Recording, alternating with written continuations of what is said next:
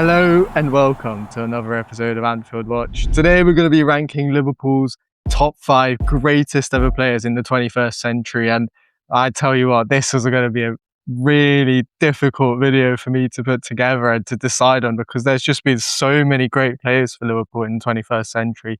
We've been spoiled, let's be honest, particularly in the second part of the 21st century under Jurgen Klopp. So this has been a really, really difficult decision, and obviously it was sparked by Mo Salah's decision to leave Liverpool. Like, where does he rank among Liverpool's greats? So I'm going to be trying to place him, and hopefully everyone's going to be, well, let's be honest, no one's going to be happy, or there are going to be people who are unhappy, because this is a completely subjective list, and I think every player will fall on people's rankings differently compared to others. So without further ado, I'm going to give it my best go. And for 5th place, I think this was the most difficult one, because I could have given it to so many players.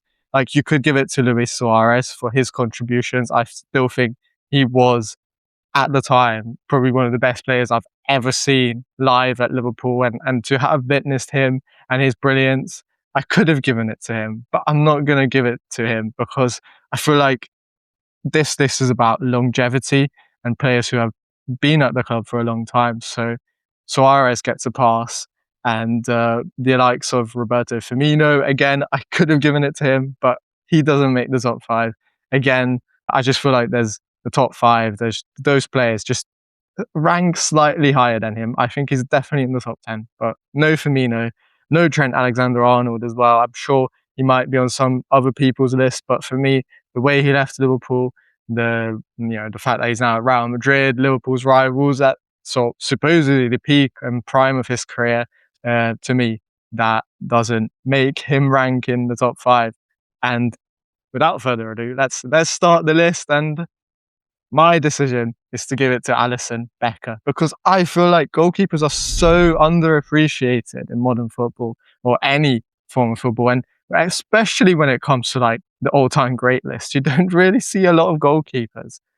For me, though, Alisson absolutely deserves to be number 5 and be in that top 5 for his contributions. He's played over 300 games for Liverpool. I think, let's look back to before Alisson, Liverpool before Alisson.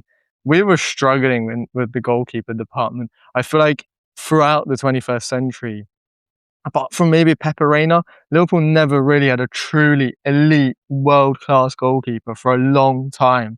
Mignolet before Alisson, there was Karius. None of these goalkeepers sort of lived up to the expectations with which they arrived. And at the same time, sometimes you could say they were a weakling, and Liverpool weren't as solid defensively because of the goalkeepers that they had. And then Alisson came in, and he transformed the defence. He made Liverpool impenetrable, and he's contributed to so many important moments. That Napoli save, if it doesn't happen, Liverpool don't win the Champions League that season. And there's been so many occasions like that maybe a lot of it just slips your memory, because as a fan, you remember the goals, you remember the memories that come with the goals, the emotions that come with goals, and the experiences. But a brilliant save it's not equal to a brilliant goal, and maybe that's why goalkeepers are underappreciated. But I want to give this to Alisson. I think he deserves to be in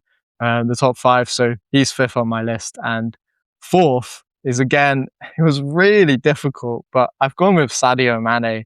The contributions that he made to the club were phenomenal. I think Mané sort of started Liverpool's ascent into the top. When he arrived, I think for the first time we thought, okay, Luis Suarez had been gone for a while, and now we finally have a star, and that was Sadio Mané. I know a lot of people, they were turning their nose at him a little bit, because we'd signed so many players from Southampton, and they were like, oh, another Southampton signing.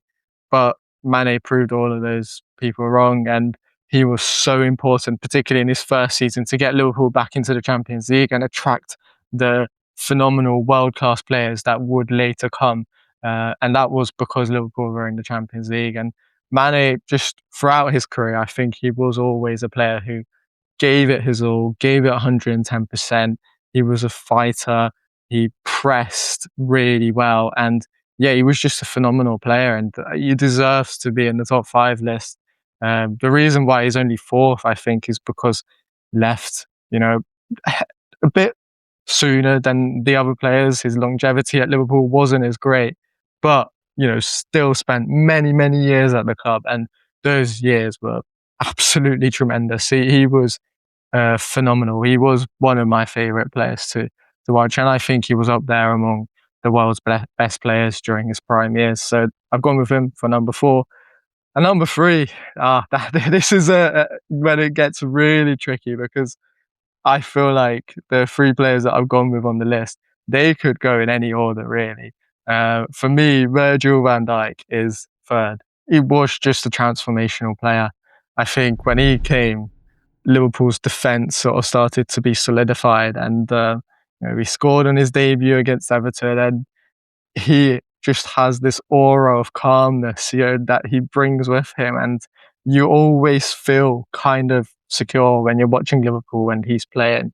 And the contributions, he's a Liverpool captain now that he has made over the years. As a centre back, I think it's really difficult to be such an important player in that position, in the sense that to be recognised as an important player, because it's really important. That is one of the most important positions, but to be recognised as a centre back, I think, is really difficult. And Virgil van Dijk has done that. I think he's won personal accolades. I think he should have finished higher in, for example, winning the Ballon d'Or.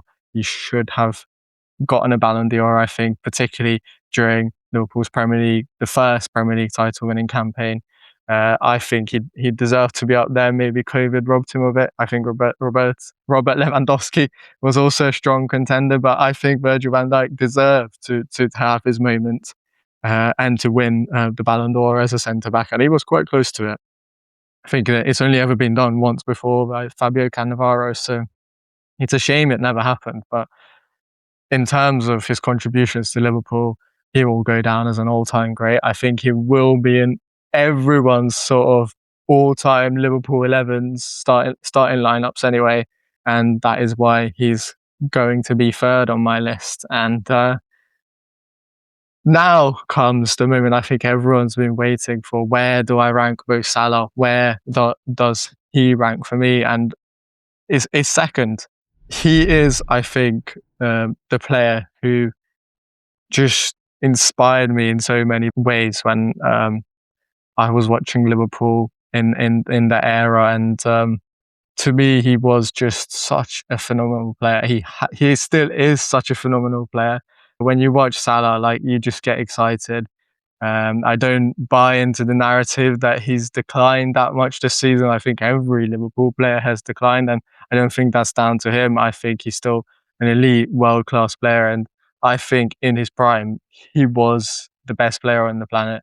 There was a time when Lionel Messi and Cristiano Ronaldo were kind of dipping down, moving away from Europe's top 5 leagues, and Salah was rising to the top, and I think he should have won the Ballon d'Or at least once. It was a disgrace that where did he finish in the last Ballon d'Or rankings? I think it was like 5th. It was a disgrace that he finished that low. He absolutely deserved to be a lot higher. And for me, the goals that he scored, he's 3rd in the all-time rankings when it comes to Liverpool's top goal scorers. Without Mo Salah, I don't think there's Liverpool success to the extent that Liverpool have been successful. He contributed to so many important moments. The last Premier League campaign, when Liverpool won the league, I don't agree when people say it was a Mo Salah title, because everyone contributes to a Premier League title. A Premier League win, everyone contributes to that. You win that as a team. But Salah played such an integral part to it. He was, you could argue, the most important part of that jigsaw for Liverpool to win the campaign and to become Premier League champions for the 2nd time. So for me, Salah is number 2 on the list. He deserves to be number 2 on the list. And the only reason why I rank Steven Gerrard higher as the number 1 is, again, because of longevity. He pretty much played for Liverpool all throughout his career, apart from that sort of retirement phase when he went to LA Galaxy. And Gerrard played for Liverpool at a time when Liverpool weren't great. You know, growing up, Liverpool were not the most exciting team to watch.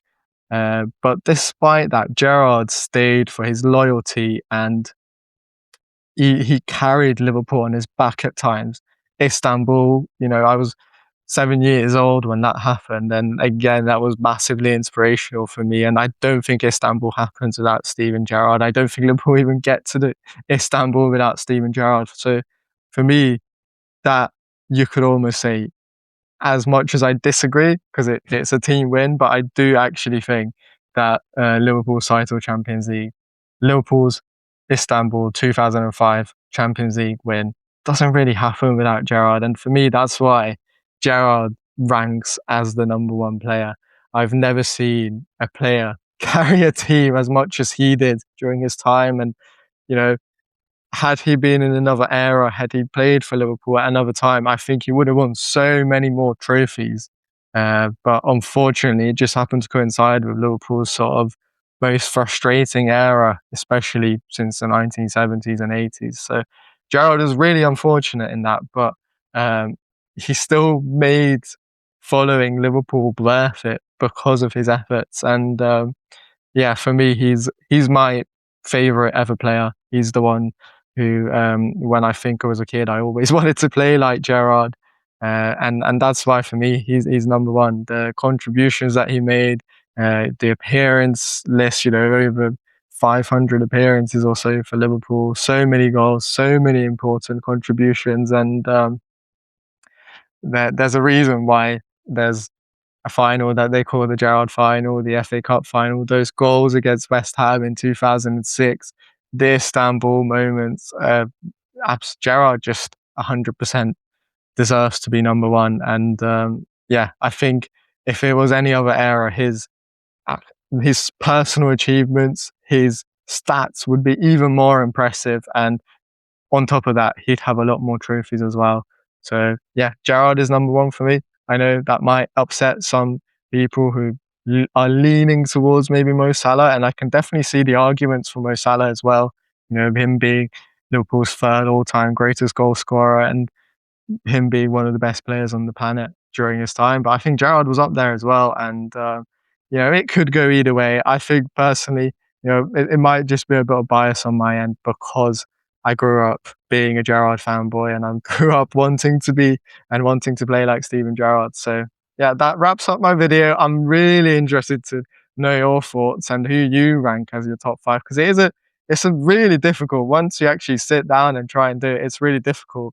I would like to know if, you know, maybe Luis Suarez gets there for you, or Roberto Firmino, maybe even Trent Alexander-Arnold, or someone else that I completely didn't even mention in this video. I am really, really keen to know what your thoughts are and how you do your rankings as well, because I think it's different for everyone.